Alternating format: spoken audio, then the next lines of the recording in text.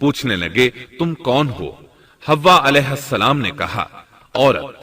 آدم علیہ السلام نے پھر پوچھا تجھے کس لیے پیدا کیا گیا ہے؟ وہ بولی آپ کے لیے، تاکہ آپ مجھ سے سکون اور انس حاصل کریں۔ جب فرشتوں نے آدم علیہ السلام کو ایک عورت سے باتیں کرتے دیکھا تو کہنے لگے اب ایک اور نئی مخلوق پیدا کی گئی ہے۔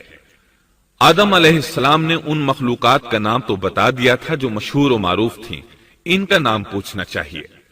انہوں نے آدم علیہ السلام سے سوال کیا، انہوں نے فوراً جواب دیا حوا، اس لیے کہ اللہ نے تو آپ کو ہر چیز کا نام سکھا دیا تھا۔ فرشتوں نے کہا ان کا نام حوا کیوں رکھا گیا ہے؟ آدم علیہ السلام نے جواب دیا اس لیے کہ اسے ایک زندہ چیز سے پیدا کیا گیا ہے، حیات کی نسبت سے حوا نام رکھا گیا۔ مسلم شریف میں ہے، سیدنا ابو ہریرہ رضی اللہ عنہ روایت کرتے ہیں کہ رسول اللہ صلی اللہ علیہ وسلم نے فرمایا جو شخص اللہ اور آخرت کے دن پر ایمان رکھتا ہے، جب وہ کسی معاملے کے لیے حاضر ہو تو بھلائی والی بات کرے یا خاموش رہے، اور عورتوں کے بارے میں بھلائی کی وصیت حاصل کر لو، یعنی ان کے ساتھ اچھا سلوک کرو، کیونکہ عورت پسلی سے پیدا کی گئی ہے اور پسلی میں زیادہ ٹیڑھا حصہ اوپر والا حصہ ہوتا ہے۔ اگر تم اس کو سیدھا کرنا چاہو گے تو توڑ ڈالو گے، اور اگر اس کو چھوڑ دو گے تو وہ اسی طرح ہمیشہ ٹیڑھی رہے گی۔ عورتوں کے بارے میں بھلائی کی وصیت حاصل کر لو۔ مطلب یہ کہ اسی حالت میں گزر بسر کرو، عورتوں کے بارے میں بھلائی کی وصیت حاصل کر لو۔ اس حدیث کا مطلب یہ ہے کہ عورتوں پر جبر کر کے زبردستی ان کی طبیعت کو بدلا نہیں جا سکتا، اور عورت ذات کو نہایت نرمی اور پیار سے رکھو۔ ان کی طبیعتوں میں ٹیڑھا پن ہے، وہ کبھی جذبات سے مغلوب ہو جاتی ہے اور عقل کھو بیٹھتی ہے۔ اگر کوئی اسے سیدھا کرنا چاہے تو اس سے لا تعلقی، دوری اور طلاق کی نوبت آ جائے گی۔ اگر اسے چھوڑ دو گے تو ٹیڑھا پن برقرار رہے گا۔ مرد کو بہت حوصلے سے اس صورتحال کو سنبھالنا چاہیے۔ احادیث میں سیدنا ابراہیم علیہ السلام کی زوجہ سیدہ سارہ علیہ السلام کا قصہ موجود ہے۔ وہ حوا علیہ السلام کے بعد کائنات کی سب سے زیادہ خوبصورت عورت تھی۔ احادیث سے یہ اشارہ ملتا ہے کہ حوا علیہ السلام ابتدائے انسانیت سے لے کر قیامت تک پیدا ہونے والی تمام عورتوں میں خوبصورت تھیں۔ اب ابلیس لگا اپنے وسوسے شروع کرنے۔ آدم اور حوا علیہ السلام دونوں اللہ کے حکم سے جنت میں تھے کہ شیطان نے انہیں پھسلانے کی کوشش شروع کر دی۔ اللہ تعالیٰ فرماتے ہیں اور ہم نے کہہ دیا اے آدم تم اور تمہاری بیوی جنت میں رہو اور جہاں سے چاہو با فراغت کھاؤ۔ جنت بھی کیسی؟ اللہ فرماتے ہیں وہ جنت کہ جس کی چوڑائی ہی آسمانوں اور زمین کے برابر ہے۔ سو اس جنت میں سے جو چاہو سو کھاؤ، کچھ بھی منع نہیں سوائے ایک درخت کے، چنانچہ ارشاد ہوا اور ہم نے کہا اے آدم تم اور تمہاری بیوی جنت میں رہو، پھر جس جگہ سے چاہو با فراغت کھاؤ، اور اس درخت کے پاس مت جاؤ ورنہ ظالموں میں سے ہو جاؤ گے۔ ایک اور جگہ فرمایا اور جب ہم نے فرشتوں سے کہا کہ آدم کو سجدہ کرو تو ابلیس کے سوا سب نے سجدہ کیا، ابلیس نے انکار کیا۔ تو ہم نے کہا اے آدم یہ تیرا اور تیری بیوی کا دشمن ہے، خیال رکھنا ایسا نہ ہو کہ وہ تم دونوں کو جنت سے نکلوا دے اور تو مصیبت میں پڑ جائے۔ یہاں تو تجھے آرام ہے، نہ تو بھوکا ہے اور نہ ننگا، اور نہ تو یہاں پیاسا ہوتا ہے، نہ دھوپ سے تکلیف اٹھاتا ہے۔ گویا اللہ نے سیدنا آدم علیہ السلام کو وسوسے سے پہلے ہی خبردار کر دیا تھا۔ ان آیات سے یہ بھی پتا چلا کہ انسان سے ابلیس کی عداوت اور دشمنی ابتدا ہی سے چلی آ رہی ہے، اور یہ بھی ثابت ہوا کہ جو لوگ کہتے ہیں کہ انسان ابتدا میں ننگا تھا ان کا قول صحیح نہیں، اس لیے کہ اللہ تعالیٰ نے جنت میں بھی آدم علیہ السلام پر لباس رکھا اور زمین میں بھی لباس نازل کر دیا، جیسا کہ اللہ تعالیٰ فرماتے ہیں اے آدم کی اولاد ہم نے تم پر لباس کو نازل کیا جو تمہاری شرمگاہوں کو چھپاتا ہے اور زینت کا سبب بھی ہے، اور تقوی کا لباس اس سے بھی بہتر ہے۔ لہذا آدم ابتدا میں ننگے نہیں تھے، انہیں تو ننگے پن کا علم ہی نہیں تھا، نہ ہی ان کی بیوی کو برہنہ ہونے کا علم تھا۔ اللہ نے آدم علیہ السلام کو کامل نعمتوں سے نوازا، بھوک نہ پیاس، یہاں تک کہ پیاس کے اسباب سے بھی محفوظ، نہ گرمی اور نہ دھوپ، پھر بے انتہا حسن و جمال، مشقت نہ تکلیف، بدبختی نہ بدقسمتی۔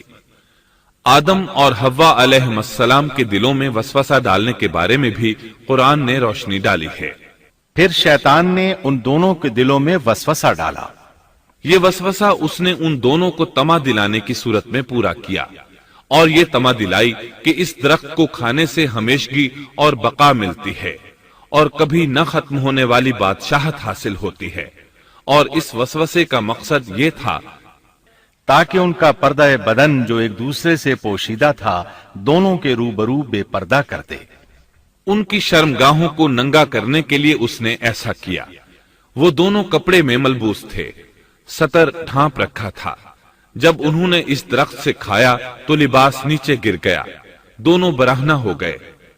یہی شیطان چاہتا تھا کہ انہیں برہنہ کر دے، اللہ کی نافرمانی پر اکسائے۔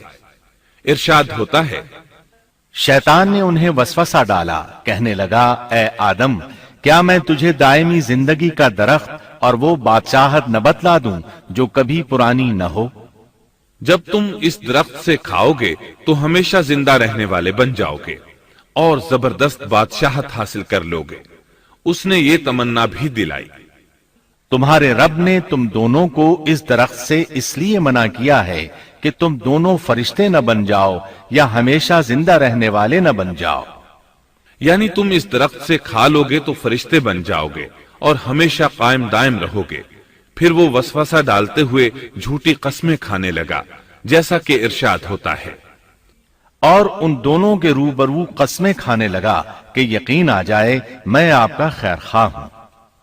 اللہ کی قسم کھانے لگا، اور اس وقت سے جھوٹی قسموں کی ابتدا ہوئی۔ اس نے ان دونوں کو فریب دے کر بہکا لیا، جیسا کہ فرمایا، فَدَلَّاهُمَا بِغُرُورٍ، یعنی دھوکے سے انہیں پھسلایا، حالانکہ انہیں کسی چیز کی کمی نہیں تھی۔ بھلا وہاں کیا محتاجی ہو سکتی تھی؟ جنت میں سکون سے زندگی بسر کر رہے تھے، جنت سے بڑھ کر کیا چاہیے؟ ہمیشہ کے لیے جنت مل چکی تھی۔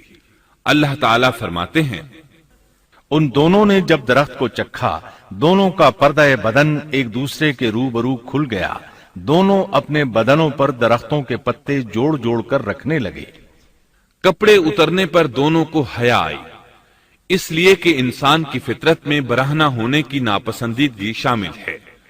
برہنہ ہو گئے تو کوئی لباس نہیں تھا، اس لیے درختوں کے پتے جوڑ کر جسم ڈھانپنے لگے۔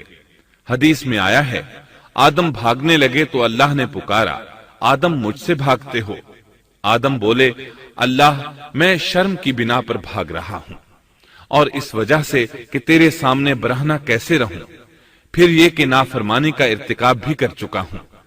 یہاں ایک سوال پیدا ہوتا ہے، دونوں میں سے پہلے کھانے والا کون تھا؟ اس بارے میں راجح قول یہ ہے کہ وہ حوا علیہ السلام تھی۔ انہی نے آدم علیہ السلام کو طمع دلاتے ہوئے اس غلطی پر آمادہ کیا تھا، جیسا کہ بخاری شریف میں نبی اکرم صلی اللہ علیہ وسلم نے فرمایا، اگر حوا نہ ہوتی تو کوئی عورت اپنے خاوند سے خیانت نہ کرتی۔ حوا علیہ السلام نے انہیں غلطی میں مبتلا کیا تھا۔ اگر حوا علیہ السلام نہ ہوتی تو آدم بھی خیانت میں مبتلا نہ ہوتے اور نہ معصیت میں مبتلا ہوتے۔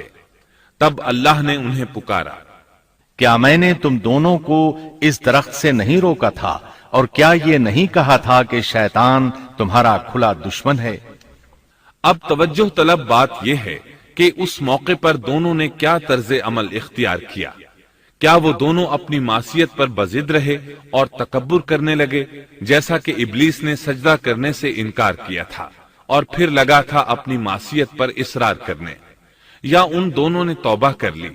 جی ہاں، دونوں نے توبہ کر لی، جیسا کہ قرآن مجید میں آتا ہے، دونوں نے کہا، اے ہمارے رب، ہم نے اپنا بڑا نقصان کیا، اور اگر تو ہماری مغفرت نہ کرے گا اور ہم پر رحم نہ کرے گا تو واقعی ہم خسارہ پانے والوں میں سے ہو جائیں گے۔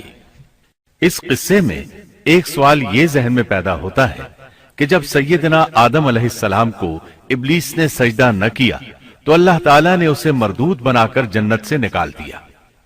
پھر وہ سیدنا آدم علیہ السلام کو اس درخت کے قریب کس طرح لے گیا جبکہ وہ جنت سے باہر ہو چکا تھا۔ قرآن کریم میں اس بارے میں یہ الفاظ آئے ہیں، پھر شیطان